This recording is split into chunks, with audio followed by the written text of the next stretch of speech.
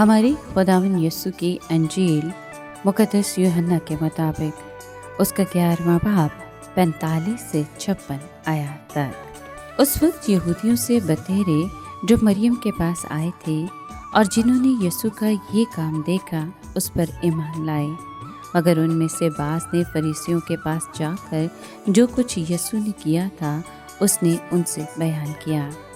इस पर सरदार काहिनों और फरीसियों ने अदालत आलिया की मजलिस करके कहा कि हम करते क्या हैं, यह आदमी तो बहुत करिश्मे दिखाता है, मगर हम उसे यूं ही छोड़ दें तो सब उस पर ईमान लाएंगे और अहले रोमा आकर हमारे वतन और कौम को ख़त्म कर देंगे।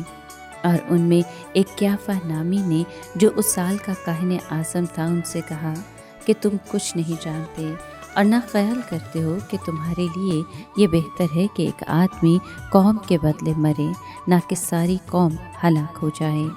उसने ये अपनी तरफ से ना कहा, लेकिन इस सबब से कि उस साल का काहिन आज़म था। उसने नबूवत की कि यीशु कौम की खातिर मरने को है, और ना सिर्फ उस कौम की खातिर बल्कि इसलिए भी कि वो खुदा के प्रागंदा फर्जंदों को जमा करके एक कर दे। बस उस रोज़ से उन्होंने ठान लिया कि उसे कत्ल करेंगे।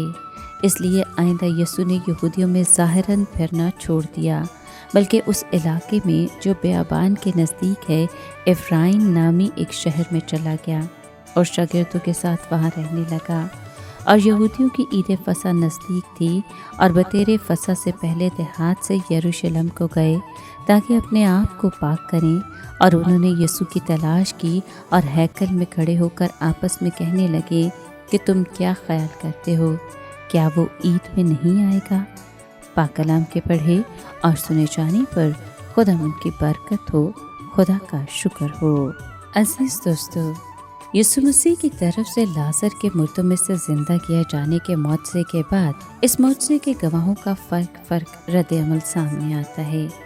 कुछ लोग इस मौजज़े की बदौलत यीशु मसीह पर ईमान लाए, मगर कुछ लोग फरीसियों के पास गए और यूँ उन्होंने यीशु मसीह के लिए यहूदी सरदारों की दुश्मनी की जलती आग में तेल का काम किया।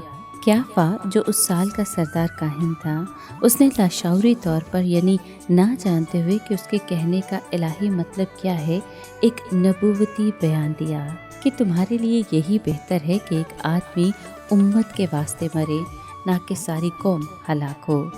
ये अल्फाज सरदार काहिन के किरदार की अक्कासी करते हैं, जिसका काम लोगों के गुनाहों के कफ़ारे के लिए कुर्बानियाँ चढ़ाना होता था।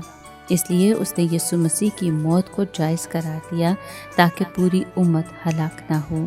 मगर उसे ये मालूम ना था कि यीशु मसीह की मौत ना सिर्फ बनी इसराइल के लिए बल्कि तमाम उम्मतों के लिए थी, ताकि जो कोई मसीह मसलूब पर ईमान लाए हलाक ना हो बल्कि हमेशा की ज़िंदगी पाए।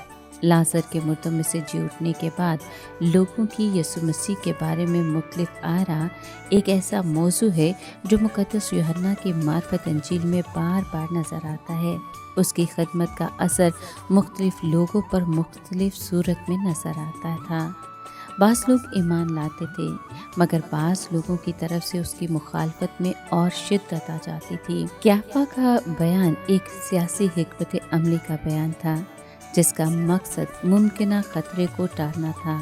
तहम गहरे रूहानी अंदाज में ये बयान करके उसने लाशऊरी तौर पर यीशु मसीह के दुनिया में आने के मकसद की हकीकत से पर्दा हटाया कि उसकी मौत इंसानों की निजात का वसीला बनेगी। ये वाक़या यीशु मसीह के हवाले से एक नया मोड़ साबित हुआ। इसके बाद यहूदी सरदारों ने यीशु मसीह के कत्ल का अटल फैसला कर लिया। इस फैसले के बाद यीशु मसीह के दुखों के सिलसिले का आगाज़ हो गया और खुदा के निजात बख्श मंसूबे की तकमील के लिए यीशु मसीह की कुर्बानी वाली मौत का माहौल तेज़ी से तैयार होता गया।